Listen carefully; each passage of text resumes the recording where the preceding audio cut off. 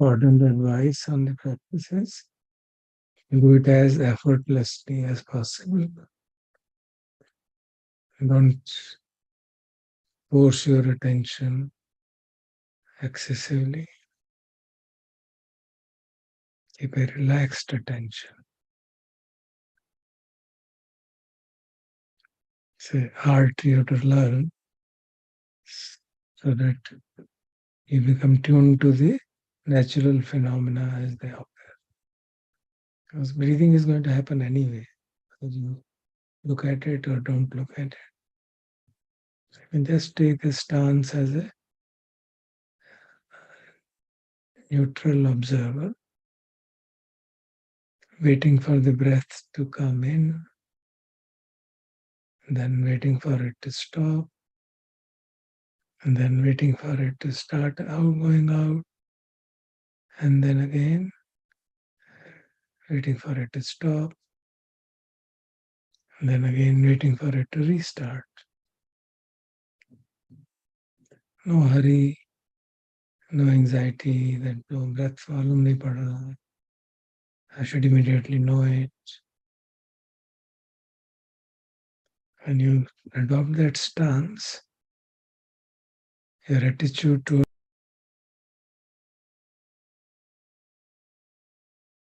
not just breath, towards everything else in life, it becomes less anxious. You always want that things should happen as I want, and you're anxious is waiting for it to happen. So that anxiety, which has become a kind of an integral part of modern life, is slowly let go of. We don't allow that to permeate into this practice, and slowly this practice permeates into life.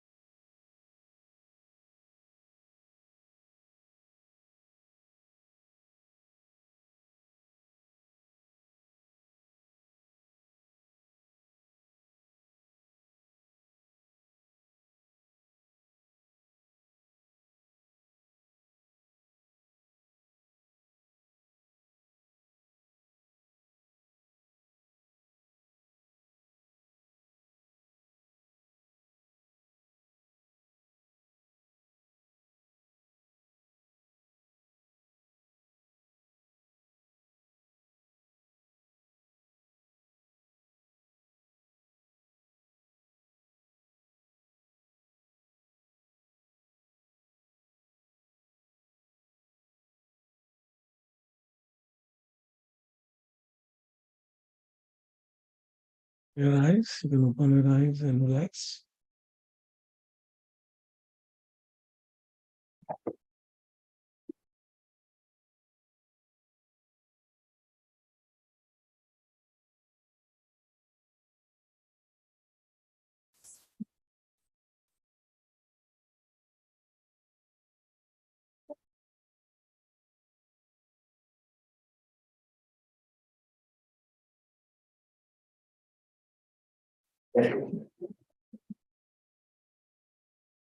We'll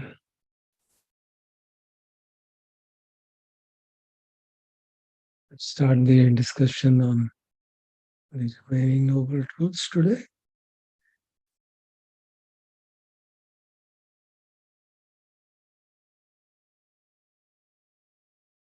The first two noble truths deal with how the unpleasantness of suffering in the life of dukkha arises. Now, what is our normal response to dukkha? How do we normally respond? They say there are two ways in which you respond. One is that which will increase the suffering, which you can say is the normal worldly approach. And second is that which will reduce the suffering, which is the approach of the Dhammic approach, or approach in accordance with the laws of nature. So, what is the usual response? Or what is the usual response? Say somebody has suffered a loss in business, or some bereavement, or some ignominy, has got become infamous, got a bad image because of certain things which have happened to certain people. What is really the normal possible responses that you know of?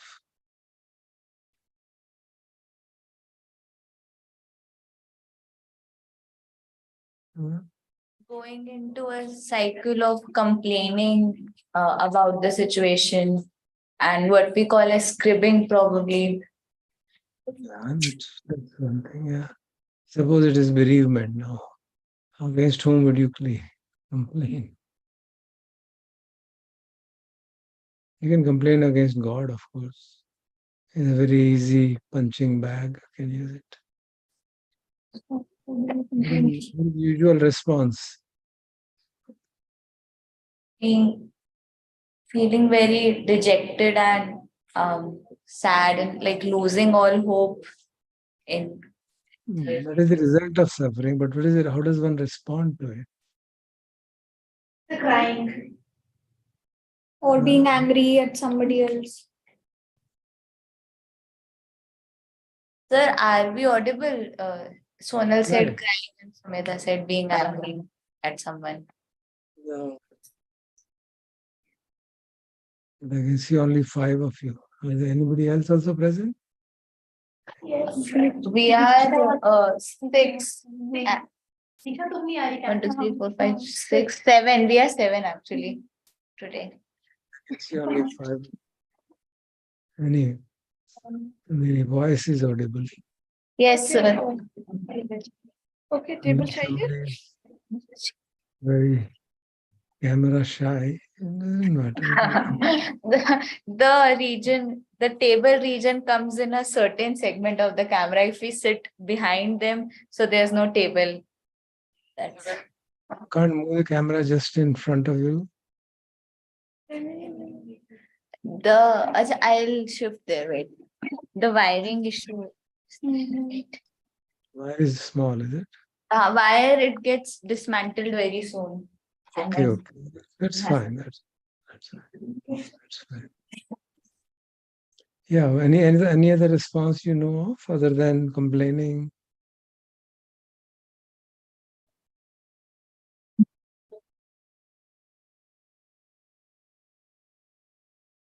And there is also lack of acceptance or denial. And then what does one do?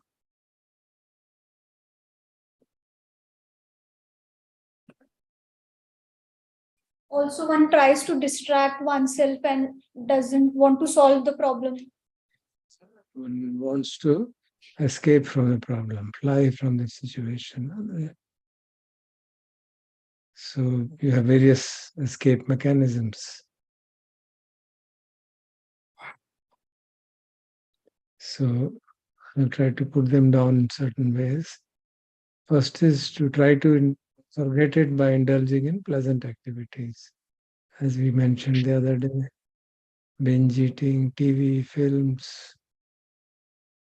At the back of it, this flight response is the craving. We want pleasant. We don't like unpleasant situations. Unpleasant feelings we don't like, and we want to change it to pleasant feelings. That's one of the common response to things about which you can't easily complain. You try to forget it. And second is, one is flight, other is fight it out. You think that it is due to somebody else, and then I'll teach him or her a lesson, and I'll do this, I'll do that. They don't know who am I, and so the whole issue of hardening of our self-view, it strengthens our identity against the situation, circumstances. So it's a fighting, which is based on aversion. You don't like it, and therefore you want to push it away and take a revenge, usually, in some way, so as to strengthen our feeling that मैं भी कुछ हूँ, ऐसा क्या है? I can handle things.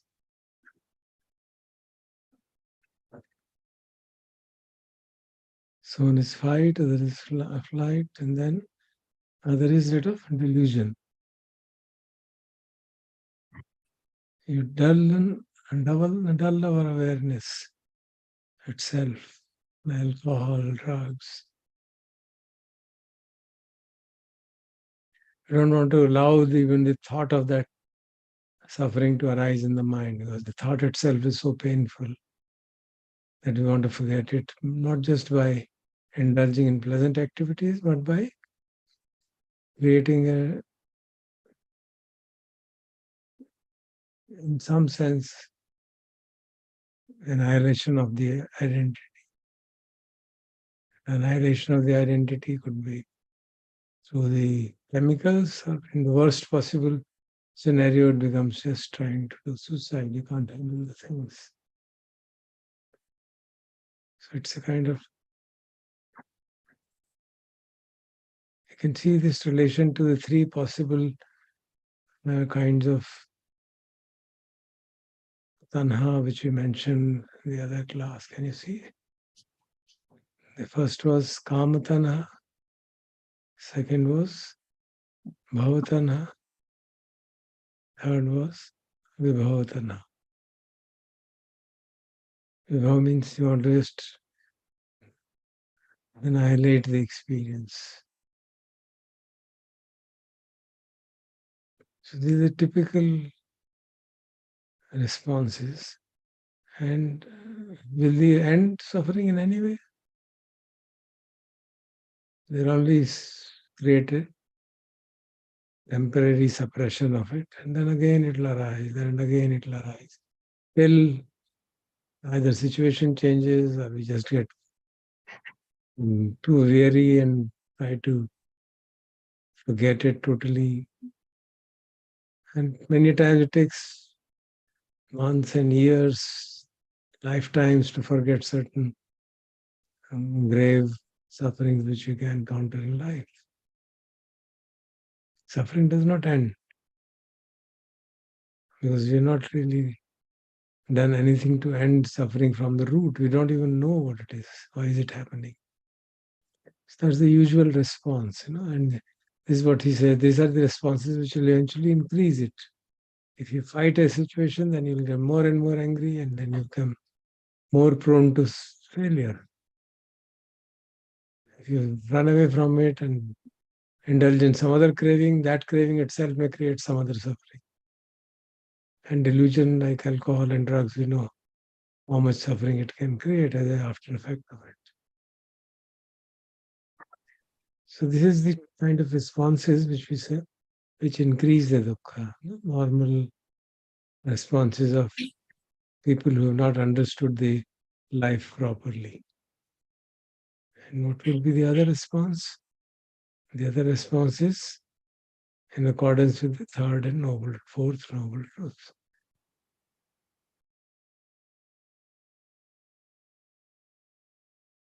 The response which will reduce the dukkha.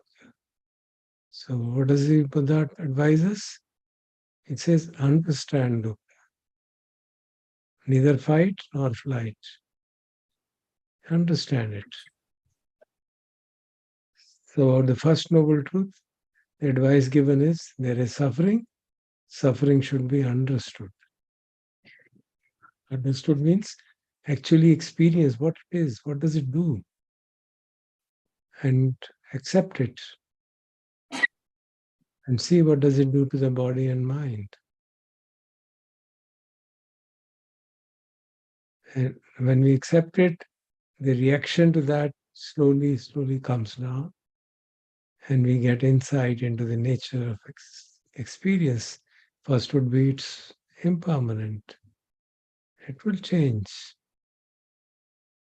And then you can get a glimpse of what actually is the cause of suffering. So investigate that with a calm mind. You can investigate the cause of suffering. That is the second noble truth. So if you try to understand suffering, then you will know the cause of suffering. But if you try to fight it or flight it, there's no way.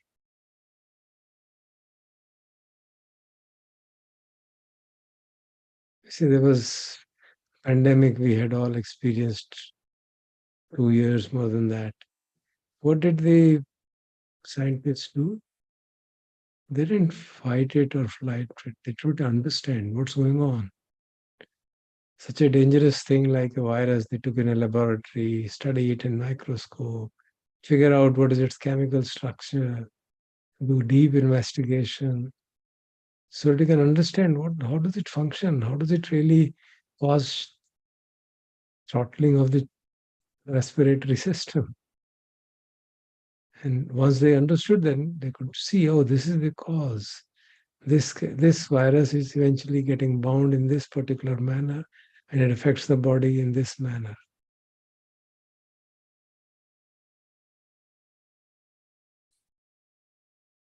That is the physical illness. Here we are talking of mental illness. Mental suffering is a mental phenomenon, psychological distress. So you investigate the cause, which, as we saw in the second noble truth, will be some kind of tanha, some kind of trishna, some wanting. So we say, yeah, if I drop it, then I think suffering will end.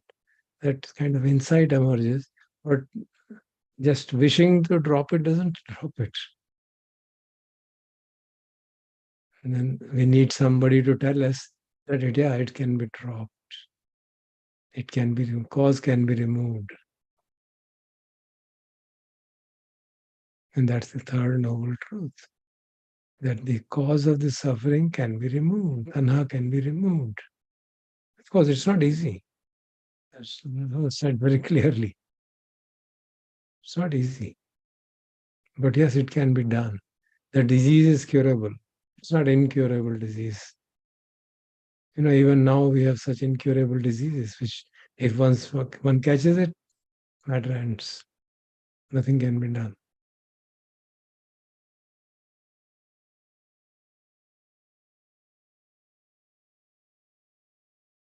So then if it is not so easy, what should we do? So there's a training which is needed for that. You need a mental training. And that's what is to develop the Noble Eightfold Path. So that is the fourth noble truth. So this is how we put the third and fourth truth in contrast to first and second truth. First and second truth tell us there is suffering and there is a cause of suffering. And third truth tells us, yes, the cause can be removed. There's a good news. It's difficult, but yes, you can do training properly. You can follow a graduated path, and that path is laid out, and you're free from suffering. Progressively, you become lesser and lesser suffering.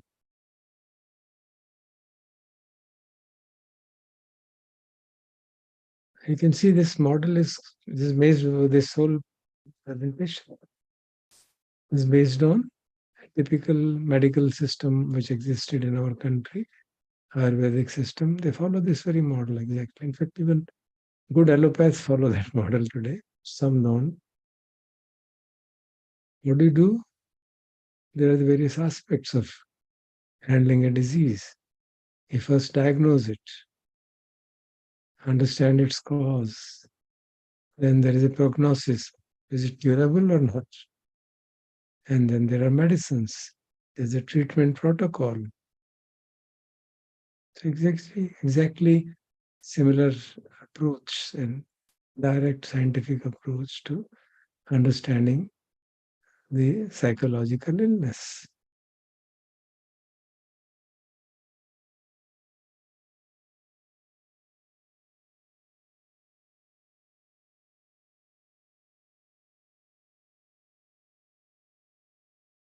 If you study only first and second noble truths, many a times people come to conclusion in a hasty manner. This Buddha's teaching are very pessimistic.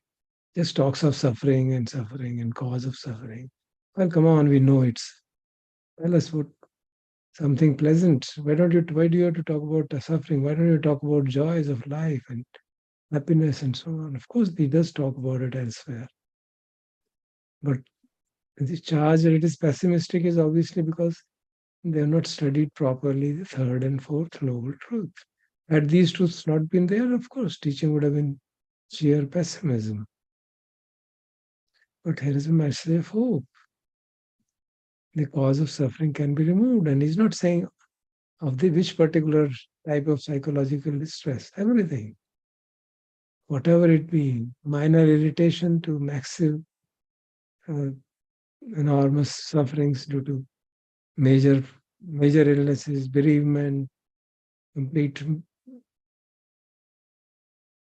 breakdown of a business empire, falling of kingdom, whatever you can think of.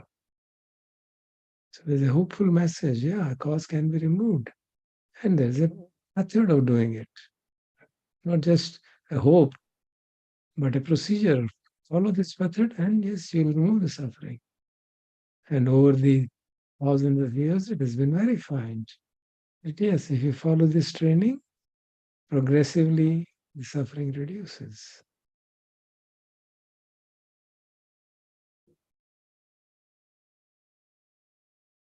So we can look at it now by referring, see what exactly the third noble truth will be by referring to the second noble truth which we had studied in the last class. And you remember I had mentioned about the law of dependent origination. You remember that? What was that? What did it say? If this is, then that will be. If this is not, that will not be. A conditionality, a specific conditionality. So if you put down the second noble truth, you can put it in that manner and like this. When craving is, suffering is. Is that okay? With the arising of craving comes the arising of suffering.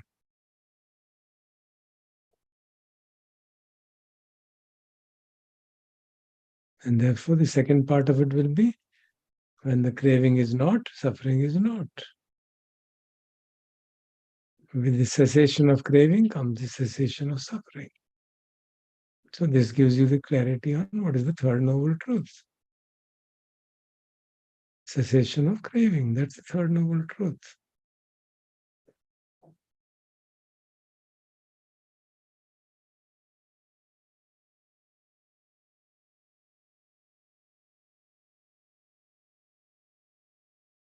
So this is how the statement is found in the discourse. Idam kopana bhikkave dukkha nirodham ariya satcham. Nirodha means cessation or non-arising, depending on context. Here you can say, this is the noble truth of cessation of suffering. Yo tasev tanhai ases virag nirodho chagu patinisango mutti analaya. What does it mean? Jo uts hi tanha ka tasev tanhai. That tanha which was spoken of in second noble truth, that uska ashesh virag nirodho. Ashesh क्या होता है? Remainderless. There's no remainder left. Complete. Nirodha means cessation or fading away, you can say in that sense. And chago means tyag, letting go of that.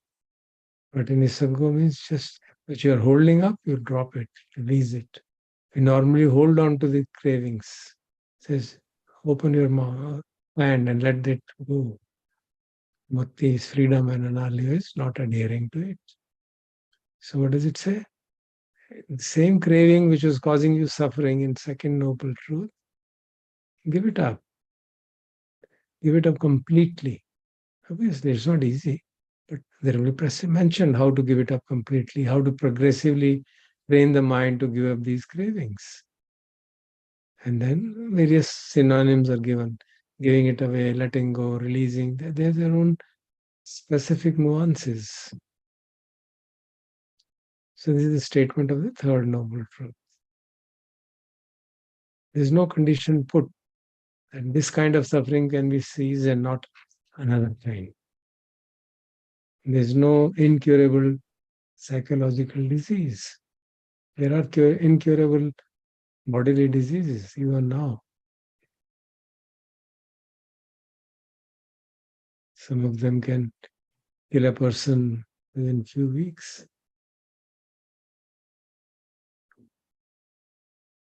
So let us put it in a graduated way. What is it saying? Remainderless fading away and cessation of tanha. It leads to dukkha nirodha, and it is cessation of suffering. And what is nirodha or cessation? It is the opposite of samudaya. You remember in the second truth we had used dukkha samudaya arya satchan, arising, the origination of suffering, and now it is cessation of suffering. The key thing to note is it doesn't mean suppression, but natural cessation due to abandonment or letting go of tanha, which caused the suffering. Now, what does letting go mean? It means not grasping, letting it be. We can illustrate it by one of our monks illustrated this in this manner. This is grasping. You hold on to something in your hand like this and you're grasping it, holding it strong. Now, if you said, let it go, what does it mean? Just open your hand and put it aside. Okay, that's it. Which means don't hold on to that. Don't hold on to the craving which has arisen. Just be aware of it. Put it aside and be aware of it. Oh, there is craving. Usual illustration is given. You're going in a train and somebody was keeping his luggage on his head. So people said, the train will carry your luggage anyway, don't bother. Keep it out of your hand and keep it on the train, that's enough. Don't hold it on to you. So they're not saying you throw it off. Just put it aside.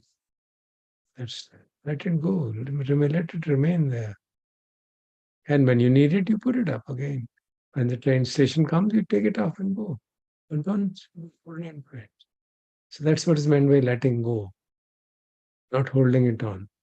And once you don't hold on to something, its own nature will operate. And as you have studied, everything is impermanent.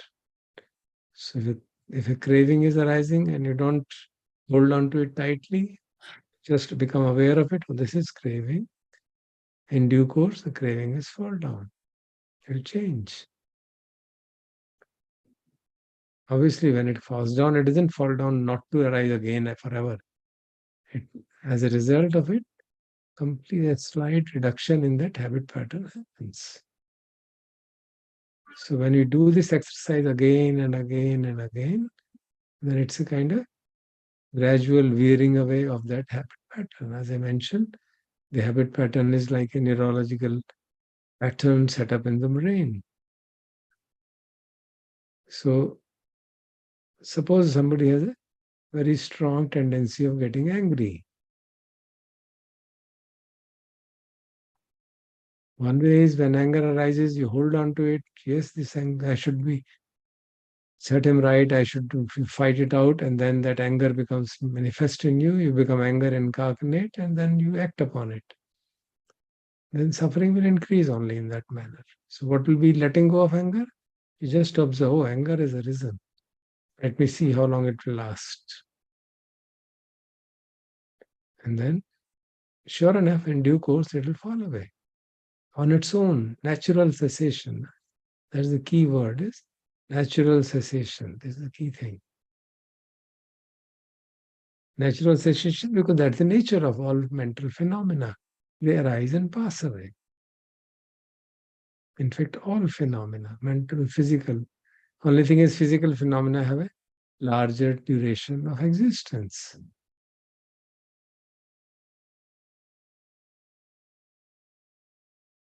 So, what actually, practically speaking, what happens? I am habituated to get angry and shout at people. Once I notice anger arising and say, no, anger is arising, and don't allow the anger to engulf me. I don't hold on to it, and slowly it falls away. Then at that moment, I will not respond by shouting at people. So there's a slight reduction in my habit of shouting at people when we get angry. I do it again next time, third time, fourth time, 1,000 times, millionth time. By the time the habit will finish. As simple as that. So the habit of getting angry and shouting at people will slowly fade away. That's why your term is used. Gradually fading away till it is completely finished. Then we say it is complete remainderless cessation of that habit pattern. And same thing, we do it for every habit pattern. So that all sankharas, if you remember those 5 categories, all sankharas are eventually cease. And that is what is called complete liberation, or it leads to the experience of nibbana, or a transcendental experience of the nature of reality, which arises when the mind is completely pure, remainderless cessation of tanha. If you give up all craving, which means all habit patterns of that nature are given up, then the mind becomes absolutely pure, and it loses its ability to create further sankharas. And then no longer create anger or aversion or greed or hatred. And we say is perfectly liberated. So there is complete cessation of suffering for all times to come. Obviously, it's a long drawn practice which will lead to that.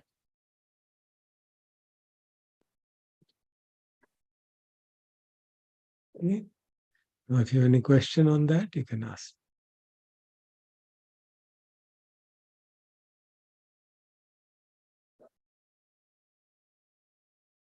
No, sir, not right now. Hmm? No, Any sir, question? not right now. No question? Okay. Then the key thing comes, how do we really do it? How do we do the mental training? What kind of training? And that's what is the fourth noble truth,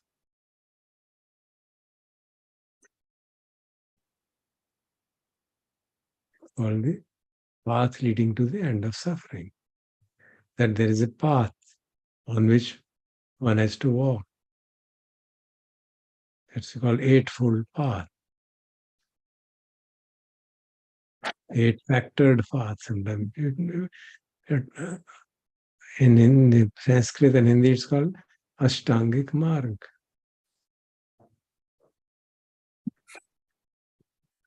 So what are these paths? There are two aspects of it which, in order to make it in language familiar to you, I've called it cognitive training.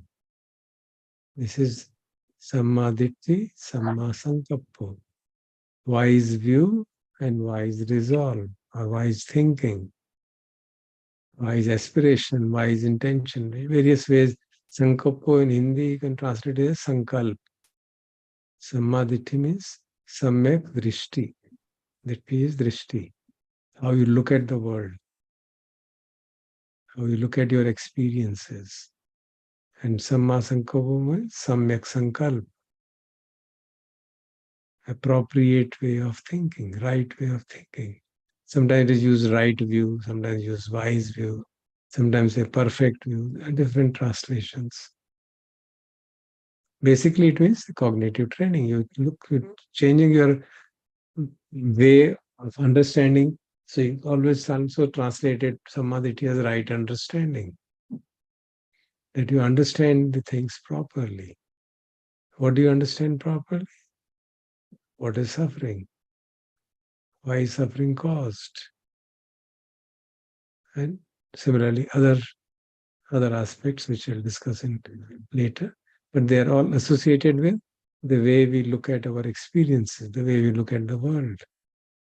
And then accordingly, appropriate intentions, appropriate aspirations arise, appropriate thinking arises.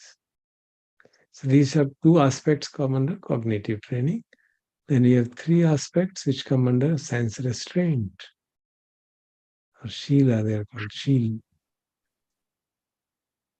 And they have wise speech, wise action, wise livelihood.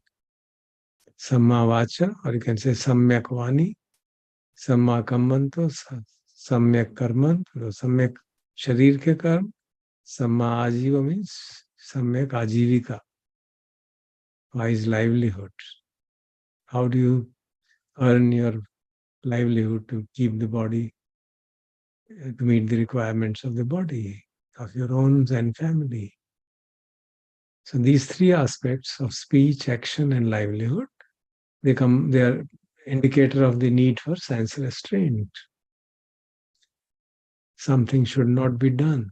They're all in the negative sense. And they call in Pali, it's called Sila, S-I-L-A. There's no word Sha is not in Pali. In Sanskrit, we call it Sheel.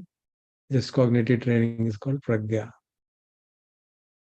And then there are the three more aspects which come under mental training, proper mental training. It's called Samma Vayamo, Samma Sati, Samma Samadhi. Samyak Vyayam. Vyayam is physical exercise. Here it refers to mental exercise. Wise effort, wise striving towards the purification of mind. Samma Sati is wise mindfulness, wise awareness, being mindful of what's going on. And Samma Samadhi means wise concentration, concentrating mind in an appropriate manner. This is what we are trying to do. These last two things is what we are actually doing. In the morning, before beginning of the class, when we sit and meditate, these two steps we try to follow. What we practice is called Anapanasati, means mindfulness of incoming breath and outgoing breath. That's the technical name for that process. Anapanasati. An, apan, sati. An is breath coming in, apan is breath going out, sati is mindfulness. So that's what we are doing. We're practicing mindfulness of incoming breath, outgoing breath, or mindfulness of respiration. And as a result of practice, we will develop concentration, because when the mind wanders away, we bring it back. Mind wanders away, we bring it back. So in a way, we are focusing the mind on one object. So this training is called mental training, or samadhi, it's called. These three aspects. So we have these 8 limbs which are subdivided, which are classified into 3 categories: feel, samadhi, and prajna. In Pali, Pragya is called Panya. So these are the eightfold paths, which means these are the 8 aspects of the training which you have to undergo. And most of it is mental training, various ways, cognitive, sense restraint, and actual effortful training of the mind. So we'll study them one by one. First, understand what they are. So their relationship is shown in this manner usually. It's like 8 petals of a flower. If you remove even one of them, the flower is damaged. So pragya is associated with wisdom or removal of ignorance. Then there is ethical behavior, these 3 things: wise speech, wise action, wise livelihood, are kind of ethical behavior. And wise mindfulness, wise striving, wise concentration, they come under mental training. And this figure may give rise to feeling there are 8 separate, and one they could be done in sequence or one by one. Actually, they are all intertwined. So this is a diagram which is much better, uses the eightfold path, a simile for them. There are 8 strands which are woven together to get the strength. So you can think of this rope. The strength of the ropes is given by all the 8 strands. If even one of them is weak, the rope as a whole will be weak. All of them have to be developed in proper measure. That's why the word samma, samyak, appropriate.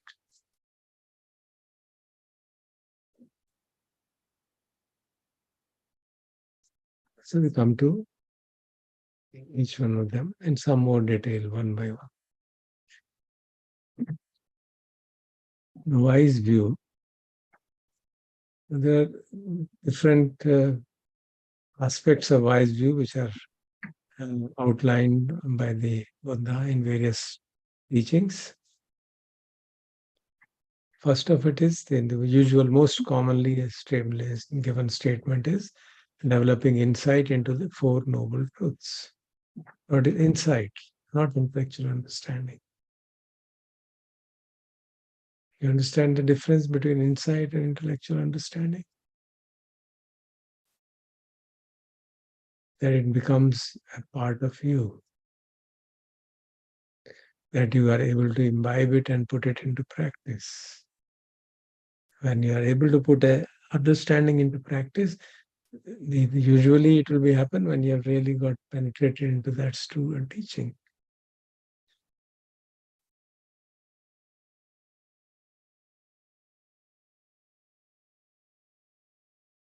So there are 3 aspects of developing insight into each of the noble truths. What are they? First is what's called pariyatti or theory. Okay. This one is theory, which basically is the statement of this truth. Second is called patipatti or practice, which is knowledge of what is to be done with that. What is the task to be done? And third is the knowledge of accomplishment of the task. It's called pativedan or penetration. And that's when the insight really develops. You understand the theory, statement, then you understand it thoroughly. You try to put it into practice, whatever the theory asks you to do. And as you put it into practice, you see, this statement is really true. And then you're convinced about that. And then for all times to come, then you no longer have any doubt what causes suffering. How do we give it up? And the knowledge becomes complete. It becomes transformed into insight by penetration into the nature of that knowledge. So for each of the noble truths, there, what is these 3 aspects? So I put in the form of a table here. 3 aspects of developing insight into each noble truth. What is the first truth? It is the dukkha ariya satya, truth of dukkha. And what does Buddha ask us? It should be understood. And you have to understand it again and again and again through various experiences of till you come to a state when you can say, yeah, I have now understood what it is. This is the nature of suffering. So whenever a suffering happens, you know, oh, this is the type of suffering arising because of separation from the beloved, from those whom we like. Oh, this is the suffering which is arising because what I wanted, I didn't get. And further, when you develop deep inside, it means, oh, this is the suffering which is arising because of identity with the body. Or this is the suffering which is arising because of identity with the feelings. So I'm taking the feelings personally and suffering. Oh, this is because of my identity and attachment to my perception. So you begin to see that way directly. Oh, this is the suffering because of this reason. Suffering because of identity with my sankharas, with my habit patterns, with the kind of mental phenomena which arise. Oh, this is suffering which arises because of my attachment to these various sensory bases, various sensory abilities. And you can see that. And when you're really seen it again and again and again, and you're thoroughly convinced about it, it becomes a part of you. Then whenever suffering occurs, you don't go about searching who caused it and why caused it and who is suffering.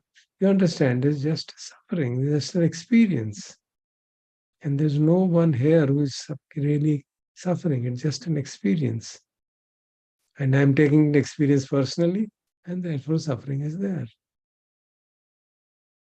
So the three truths of anicca, dukkha, anatta, as they become slowly and slowly ingrained in us, we imbibe those thoroughly. So that's the first noble truth. And second is the samudaya satya, origin of dukkha. And it says tanha is the cause, and it should be abundant, or should be given up, should be let go. And we already seen what does it mean to let go. And then when you practice it again and again, you actually let go of the suffering, of the tanha. And when you let go of the suffering, then you automatically come to the third one. It says truth of cessation of dukkha nirodha, and it should be realized. It is to be actually experienced again and again and again. And when we haven't realized it, then you say, oh yes, I have realized. In this particular situation, suffering happened, like its sweet cause, I dropped it, and now I have realized cessation of suffering. Good. So I verified the teachings of the Buddha. And you can say, yes, suffering has been realized. And then you can retrospectively analyze, how did I do it? Yeah, I have followed the Eightfold Path. That was the way leading to cessation. And to the extent I have developed it, to that extent I have given up suffering. And a time comes when you know that the Eightfold Path has been fully developed. Because the task to be done with respect to Eightfold Path is it should be developed. All the 8 aspects should be developed. And a time comes and you know, yeah, it has been developed. And you can see, yes, I am free now. No suffering does not occur anymore. Period. Finished. Task is done. So when people become fully liberated, one of the exclamation is, the task has been completed. That's how you understand it. One of the ways of understanding is the ultimate way of understanding wise view or samadhi. And there are other auxiliary aspects, an alternate way of putting it, appreciating the 3 characteristics of all conditioned phenomena, which I mentioned earlier, anicca, dukkha, and anatta, which means impermanence, the basic uncertainty and instability, tendency of every phenomena to arise, stay for a while, and then pass away. It's called Uday and Vay. Understanding the inherent unsatisfactoriness of all experiences, and that there is no individual essence. It's impersonal phenomena. There's no self in it. There's no one who is experiencing suffering, but there is the experience of suffering.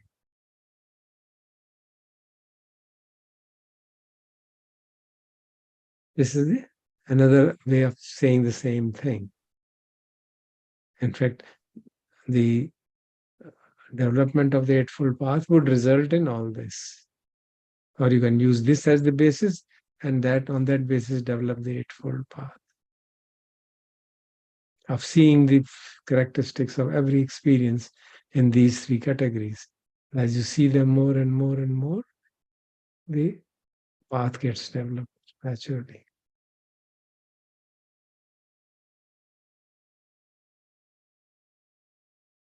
And then the third way, this is what's called the mundane right view or mundane.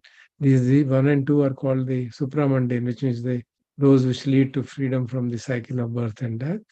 This is called the one which leads to ethical actions, which helps us in preventing us from getting into woeful states of life. It's called understanding the law of karma. What is that law of karma? That actions done with volition produce results in accordance with the nature of volition. Whatever is my intention, that converts into actions. So it's not the physical action which really matters. It's the intention behind the action which really matters and produces the karma. So it's a very important distinction from other teachings where the action itself is given importance. So Buddha points out that it is Chetana, the intention behind the action, which is responsible for producing karma, because then that becomes our habit again and again doing the same things. And if we purify our minds, then the volition also becomes purified. There is the Samma Sankappa operates. Wholesome Sankalpa, wholesome thinking process.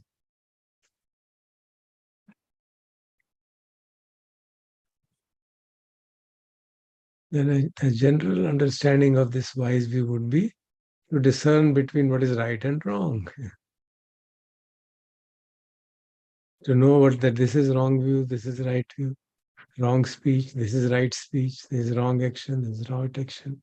Because many times, especially in modern times, we've even given up that basic understanding that this action is right or this action is wrong. Whether speaking truth is right speech or wrong speech. Many people have doubts on that also now. Whether corruption is really wrong or right.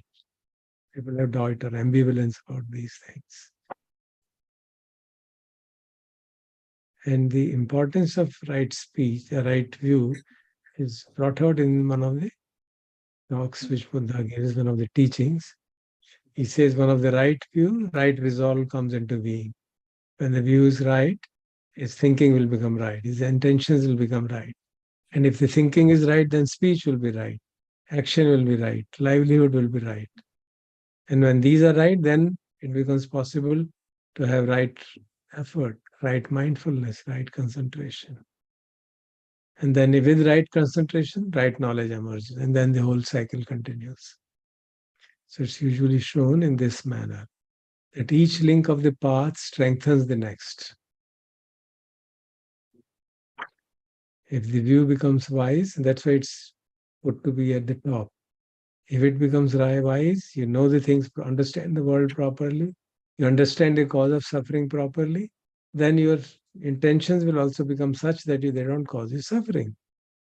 Then your speech, your actions, then your livelihood, they will also be such that suffering is not caused because you've understood what causes suffering. Then you will do effort accordingly to reduce suffering. You will be mindful and you will practice concentration, which will help us in reducing suffering.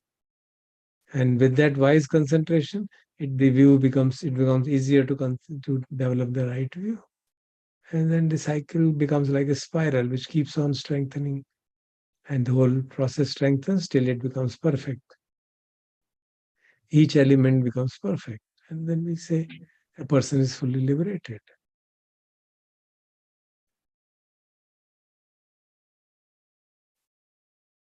So this much for the first element of the Eightfold Path. Now, if you have any questions about it or any doubts, you can ask me.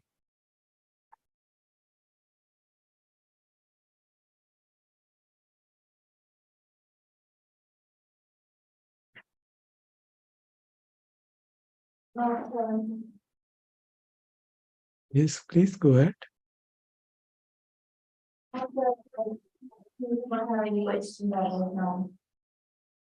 Not voice is not clear. Please speak. Sir, no questions for now. Okay.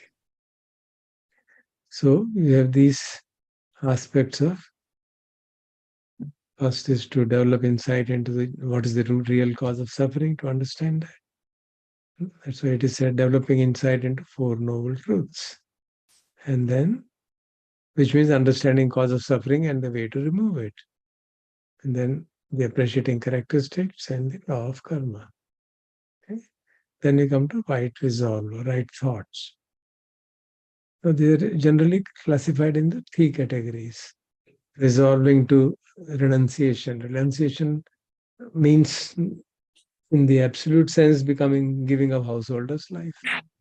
But that change of dress is not the key thing.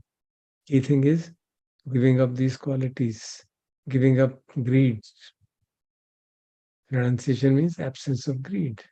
So giving up acquisitiveness, wanting to hold on to things, gathering things more and more, and the practice of generosity, detachment. This is what is the essence of renunciation, not just change of dress. That has its own value. But if that is done without having clarity on it, then it becomes another uh, facade, facade you're putting up. Just external paraphernalia. So this is what is meant by, it's called Nekhamma Sankappo, Nishkraman Ka Sankalp. Second is Avyapada Sankappo, giving up ill will towards everyone. No ill will, not wishing bad for others,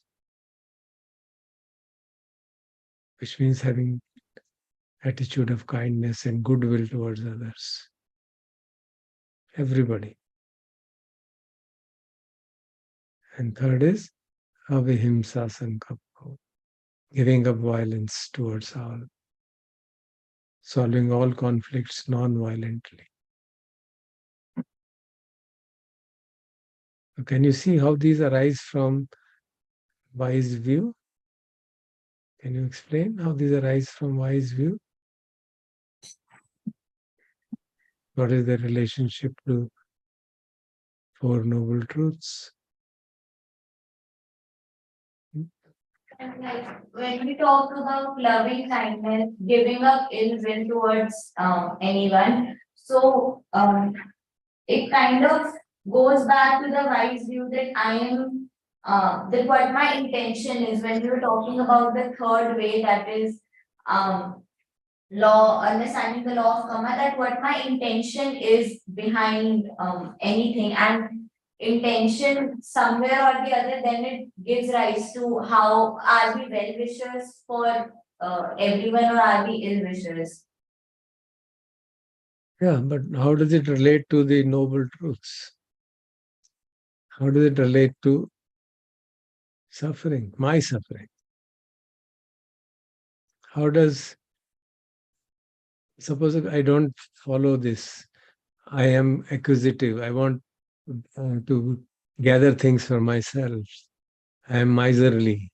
Opposite of that, opposite of generosity will be miserliness. The opposite of detachment will be attached to my stuff. how will it cause suffering? Are you able to see that? That's the point. Because we are indulging in sensory pleasures. Four Noble Truths tell us there is suffering, there is a cause of suffering. And we have seen what are the causes of suffering. Various kinds of tanha, various kinds of trishna. So one is having more and more material things, sensory pleasures for myself. So if I have that attitude, then I want to gather things. And then that means my desire to maximize my own stuff with me and not share it with others, that is causing suffering. We know it all from our experience. If I am a miserly person and I'm always constantly worried कोई आ ना जाए, कुछ मांग ना ले, कोई देख ना ले मेरे पास चीजें हैं, मेरे पास संपत्ति है, मेरे पास वस्तुएं हैं जो मैं दे सकता हूँ नहीं है. So there's a kind of anxiety always about that. And the tendency to accumulate more and more things means you have to do all kinds of sort of stuff to accumulate and then preserve them. So it's tamatanha,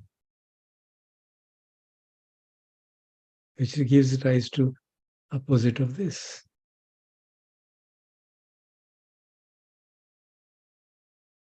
So you can see, we know that if we are acquisitive, it causes suffering. If we are miserly, it causes suffering. If we are attached to things, it causes suffering. We know it from our own experience. So this is a direct result of understanding what causes suffering. Similarly, we know if we have ill will towards others, it causes suffering. I suffer. अगर मैं दूसरे का बुरा चाहता हूँ, मेरा मन जो है क्षुब्ध हो जाता है. It becomes very tense. It becomes very angry. Isn't it? Is not your experience, or you're all always full of loving kindness toward the whole of the world?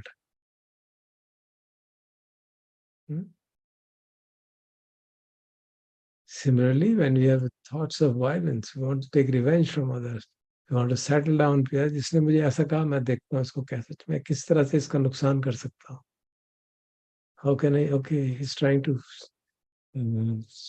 hurt me, then I'll also try to hurt him, and I'll try to. He thinks he can get past me. I'll create methods and identify people so as to teach him a lesson. So you go into the whole process of getting violent and settling means by violence. Is that a happy state of mind? So this is directly the result of our own experience. That if we don't give up ill will towards others, we will suffer. If we don't give up thoughts of violence towards others, we will suffer. It's not something exotic out of the blue which has come. It's just pointing out to you. Just have a look at it and says, come on, check it up. That's why he says, never accept my teaching. Check it up and verify. So you can check it up. You can try it out and have ill will, generate as much ill will as you like towards others, somebody whom you don't like, and see how happy you feel. You can verify. That's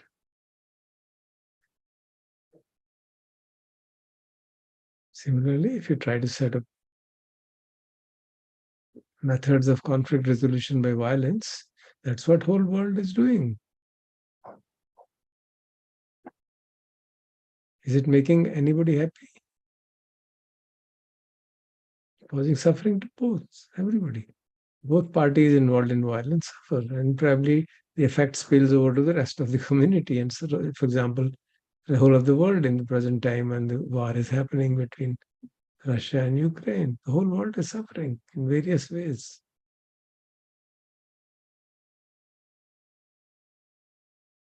So you can see physically outside, but also deep within ourselves.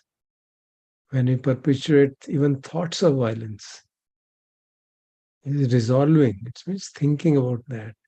And if you think about okay, I think I should hire a killer to set this person right. Because people do that. Blinded by anger or blinded by lust. You must have so many stories in the newspapers keep on coming.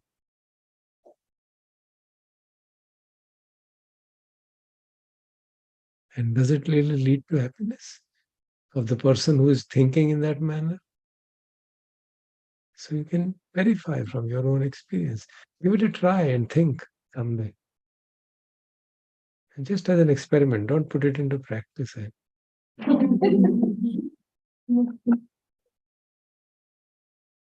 Think about somebody who has hurt you and say, okay, I think I should contact a contract killer and then see what it does to you. You won't be able to even eat your food.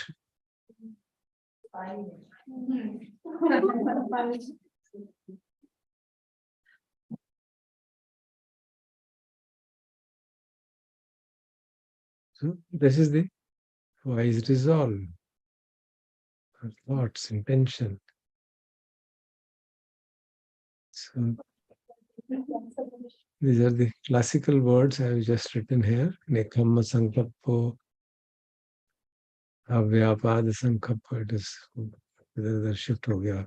Formatting ways. Avyapad Sankalpo, Avihimsa Sankalpo. Means first is resolving to give up acquisitiveness, resolving to give up ill will, resolve to give up harming others. So these are the questions which you can ask so as to become more clear about these intentions of these thinking process. Does acquisitiveness or more wealth, more things mean more happiness? And you can see the consequences of that today in terms of social and ecological consequences. And once we are not able to distinguish between needs and wants, this confusion happens and then we suffer. If every want we see as our need, then there is no end to it. We acquire more and more things, we become more and more acquisitive. There is social strife. There are ecological consequences because everybody wants to have as many things as he or she can afford and get more and more wealth so she can afford more and more. But there's a carrying capacity of the environment, carrying capacity of the earth. How much more industrial activity can you do? And you can see what's happening. Global warming is happening. And surely by the time you are of my age, the world will not be livable. Maybe world may not survive by that time. The Earth's average temperature is increasing. And if it increases by 1 degree more, there will be a rise of sea level. In Indian tradition, they talk of pralay. Then water level rises and the whole land mass is submerged. And that's what's going to happen. Maybe, I hope not within your lifetime. And I hope the world can do some corrective action. And at the root of it is this acquisitiveness, wanting more and more and more things.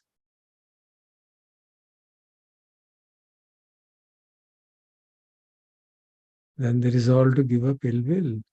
Buddha uses a beautiful analogy. He says, harboring resentment or ill will is like drinking poison to kill somebody else.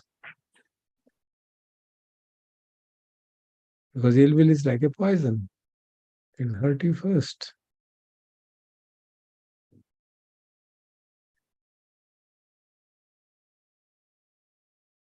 And resolving to give up harming others is another interesting teaching. It says, first one kills oneself, only thereafter does he kill others. You can replace kill by hurt. And you can verify that statement. The moment you think about hurting others, your mind will become defiled and you will suffer more. Other will not suffer because how does your thought matter unless you put it into action?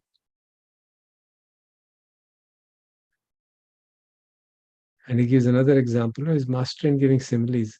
It's like holding burning charcoal in hand to throw it at others. So who will burn first? It'll you. It'll be me if I am holding burning charcoal in my hand and waiting for that my quote unquote enemy to come and I'll throw it at him.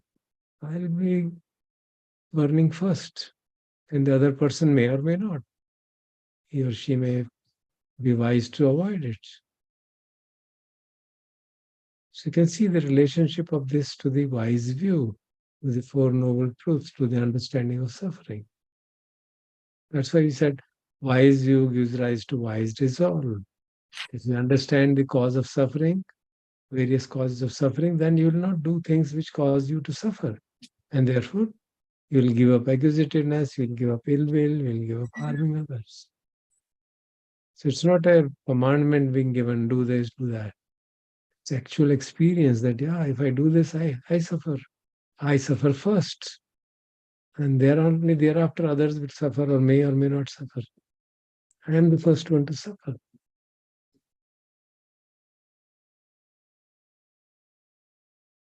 Okay? Does it make sense? Yes, sir. Any questions about this? Samma Sankappo?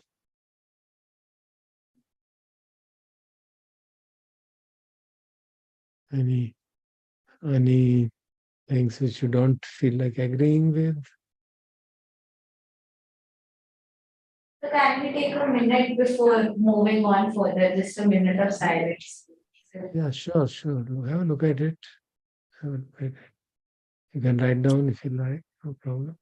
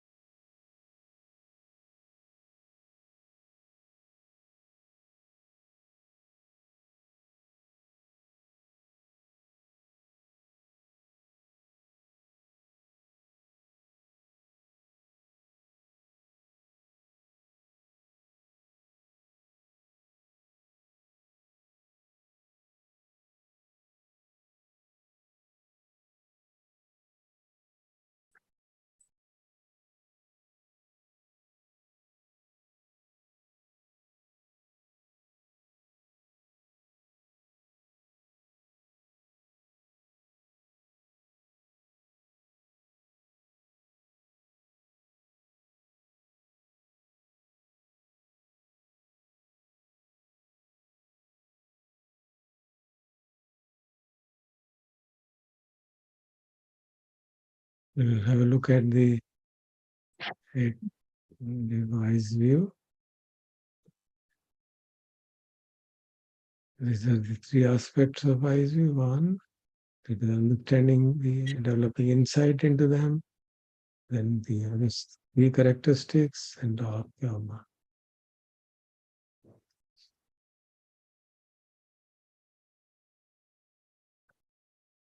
Then comes this interrelationship between them. And then the rise dissolve. Okay. Anything, any doubt about anything, you can ask me. Because you need to think about them all. Yeah, please go ahead. Go ahead, go ahead. So can you explain with an example that how do I let go? Like I let go of something such as like somebody said something to me, and how do I let go of it? Because there is resentment, there is still ill will in me for that person. So how do I yeah. Now, what does it mean? When it comes to a physical stuff, it's quite easy. Yes, sir. But when the stuff being holding on to is not physical, it's a mental phenomena, then it's quite tough, of course, no doubt about it. What does it mean? We have to really see what I am holding on to. And we hold on to things not consciously, but we have been, it has become our habit pattern to hold on to our mental phenomena as they are mine. When anger arises, I see it as my anger. Now that needs a training to first understand that anger is a sankhara, which is a conditioned arising. It's not me or mine. It has arisen because of certain conditions, including the latent tendencies in the mind. So we train, that's why the training aspect comes in. We train the mind so that we learn how to stop reactivity. That's the first thing. How to stop reactivity. Anger arises and you immediately want to react. We try to practice mindfulness. We are doing mindfulness of breath. But we are also in some way doing mindfulness of thoughts. Because when you observe the mind, breath going in, coming out, thoughts do come. Isn't it? Anybody who says, I don't have any thoughts coming, you can raise your hand and I'll give you an award or something for that. It doesn't happen. Thoughts come and we get carried away. But then somehow, because we have decided to practice, somehow we remember, oh, thoughts are, mind has wandered away. So that is that moment when you see, thought is there, its mind wander away. At that moment, you don't say, I have wandered away. You just see thought as an object. And that's the training which we are doing, very subtle training of seeing the thoughts as an object. When the thought is very powerful, like anger or lust or greed or hatred, then to be able to see it is more difficult. But when you practice again and again and again, I'm sure within these few days of practice, sometimes thoughts of anger must have also come. Why is this old man troubling us so much? Well, you're bound to come. So you get angry. And it may be mild irritation, but if there is something strong, then that anger may overwhelm you for some time. But again, if you are not slept and gone out of the room, then the chances are after some time, minute, 2 minutes, 5, 10, 20 minutes, oh, I was supposed to meditate. What I was doing. And suddenly remember, and then all that phenomena which was happening is seen for a moment as an object and it just drops away. And you come back to the breath. So without my telling you, you're actually observing the mind also for fleeting moments.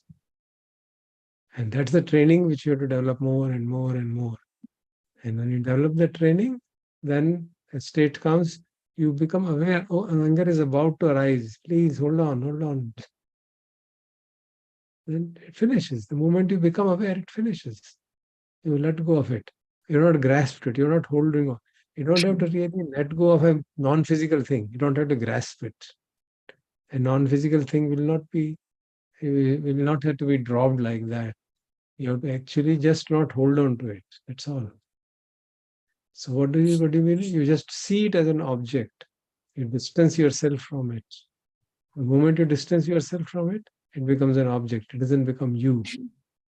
You are the witness. And then the phenomena will take its own course, which is it will show its own characteristics and just drop off. So more we practice, the phenomena of arising of the sankharas and their dropping off becomes so quick. Just arises and passes off, arises and passes off. Anger may arise and you see it, oh, anger is arising, and gone.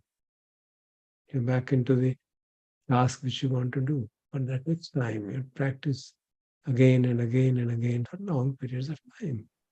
So that's what is meant by letting go, which means you don't grasp it. That is it. Letting go is non-grasping. This is the key thing. You can put it as non-grasping. Because habitually we grasp it. So if you change that habit of non-grasping, then things happen like that. So this practice of observation of the breath, mindfulness of the respiratory process, unknowingly, you're also happening to note the phenomena arising in the mind. And you don't hold on to that. If you're wise, of course. If you're observing the breath and thought comes, when will this end? And today evening I have to go and see a picture, and then you may get lost in that. Then you grasp that thought. But if that moment you remember, oh no, I'm supposed to meditate, then that thought will end. So then you're not grasped it. Thought is not getting attached to you. So that's the training we have to do. When you try it again and again and again, then the freedom begins to manifest. Yes? Sir, then aren't we grasping to the thought that I am meditating? You have to see that. Yeah, in the beginning you will. Because the sense of I is so strong. We can't be under the delusion that I'm free from that. It happens with long practice, years and decades of practice, that you see things in a totally objective manner, and there's no one who is meditating, yet meditation is going on. You see, that's a pretty advanced stage of practice. When you see that there is anger, but there's no one who is angry. I am not angry. There is anger as a result. It's one thing to say it, another thing to actually be aware of that. You see the anger arising and say, okay. You see the boredom arising. You see confusion arising. But within that confusion, there is that awareness. No, it's just confusion. It won't last long. So there's a confusion, but there's no one who is confused. There's anger, but there's no one who is angry. So that's the result of cognitive training, coupled with the mental training. And you couple them together, these things begin to become quite evident. Okay? Yes, sir. Anything else?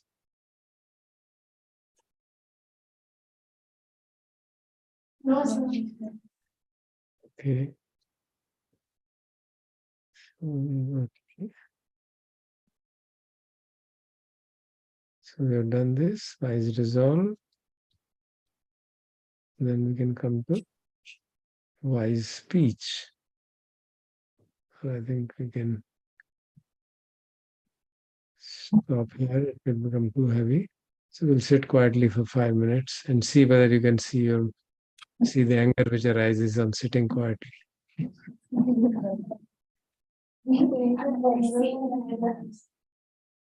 So you can now wait and see when is he going to tell us to go. Enough. So you can experience anger now. Come on. I won't do it for more than 5 minutes, I promise. Okay.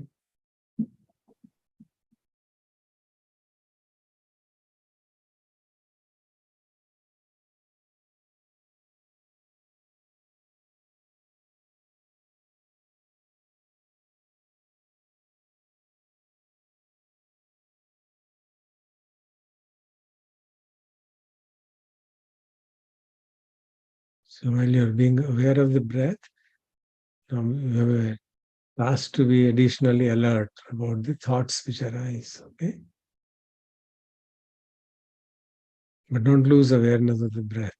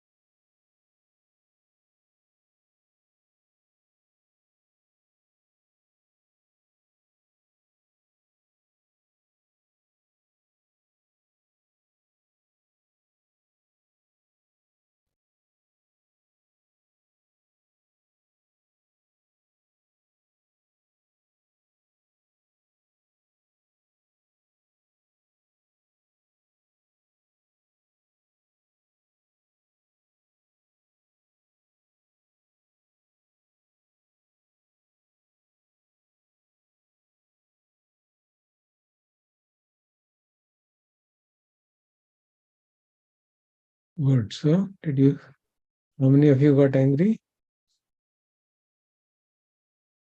Did you notice any thought arising? Yes. And you could see it without getting lost in it, could you? And how long did it last if you see it? Hmm? Seconds. If you are truly able to see a thought, it don't last long. Unless, of course, it is very powerful. Powerful meaning it has some very strong grasping power and we have grasped it. Otherwise, it won't last. You have to just be aware of it. Okay? Good. Thank you. Namaste. Namaskar.